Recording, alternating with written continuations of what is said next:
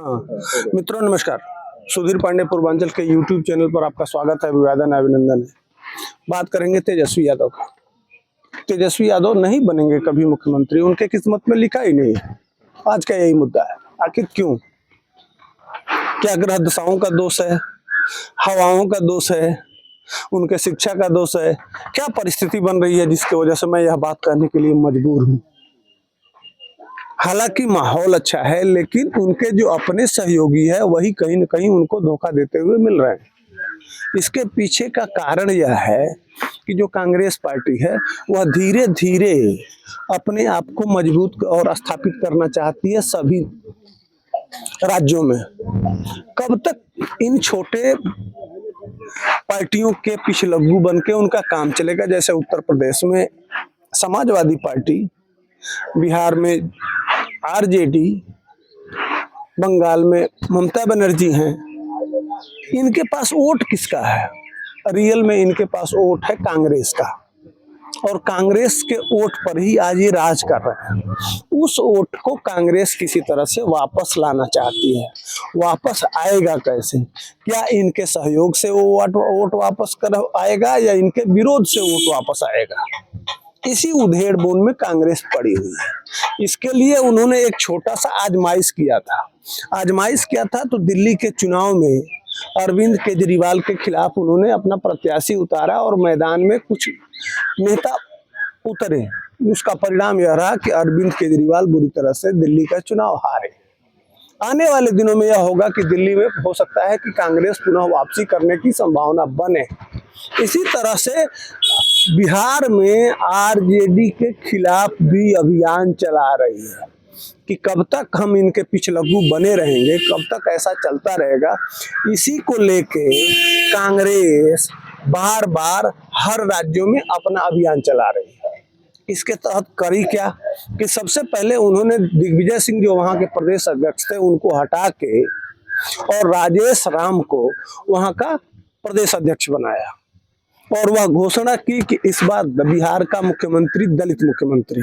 परोक्ष रूप से अपने कार्यकर्ताओं से, बड़े नेता तो नहीं कहे लेकिन उनके छुटभैया नेता और जो स्थानीय कार्यकर्ता हैं वह आवाज करने लगे। वह गणित बना रहे हैं कि मुसलमान और दलित का गठजोड़ बना के उनके पास भी आरजेडी का वोट जिस तरह से है 32-33% MY समीकरण के तहत, उसी तरह से दलित और मुसलमान का गठबंधन बना के हम भी पुराने राजनीति में जो कभी हुआ करता था कि सवर्ण की एक जाति और दलित और मुसलमान, इसी पे तो 70 साल राज की। उस वोट को, दलित और मुसलमान के वोट को इकट्ठा करके और कांग्रेस चाह रही है पुनः वापसी करना बिहार में। इसमें रोड आटा, इसमें पैर में कांटा कौन है, रास्ते में पत्थर कौन है? तो तेजस्वी। और तेजस्वी कब हटेंगे? जब हारेंगे तो यह वोट वापस होगा तो जाएगा किसके पास? स्वाभाविक है कांग्रेस के पास जाएगा।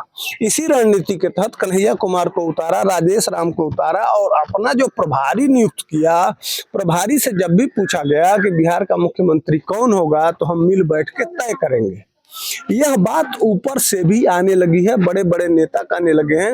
एक तरफ तेजस्वी अपने आप को मुख्यमंत्री घोषित कर रहे हैं। अभी 3-4 दिन पहले वह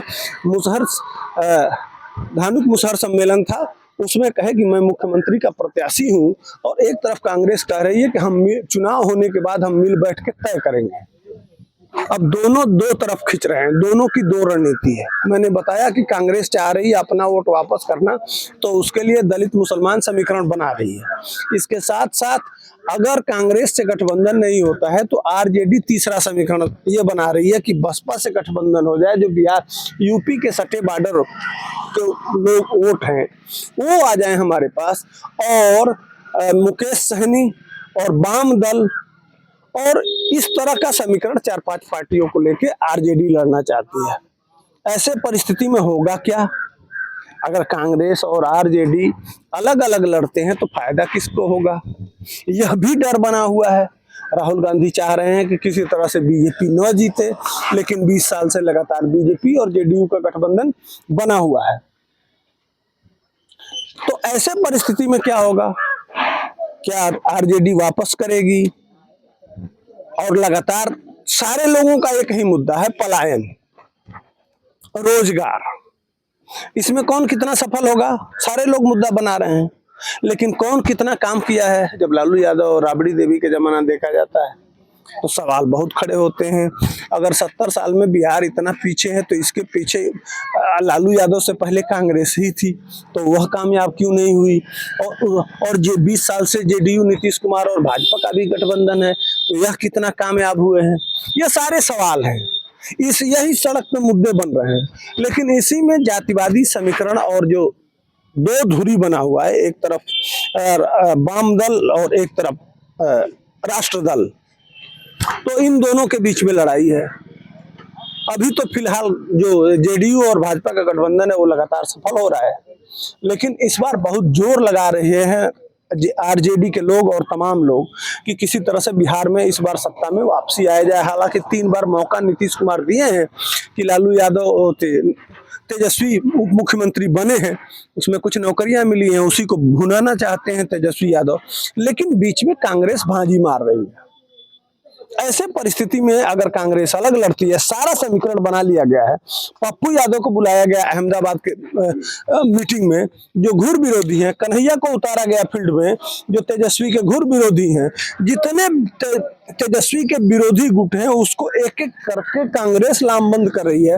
ऐसी परिस्थिति में तेजस्वी के लिए बड़ी मुश्किल होने वाला है राजनीति में। लालू यादव उधर बीमार हैं, एम्स में भर्ती हैं, अभी वक्फ का वाला चल रहा है, वक्फ में आरजेडी का कोई नेता बोला नहीं सदन में, इसको लेके भी बिहार में चर्चा का विषय बना हुआ है। ऐसे में तेजस्वी के सामने चारों तरफ शत्रु हैं, अब मन्नू की तरह से घिरे हुए हैं। अब सफल होते हैं कि असफल होते हैं, आपको क्या लगता है? कमेंट सेक्शन में आइए और बताइए। तब तक के लिए हमको दीजिए इजाजत। जय हिंद, वंदे मातरम।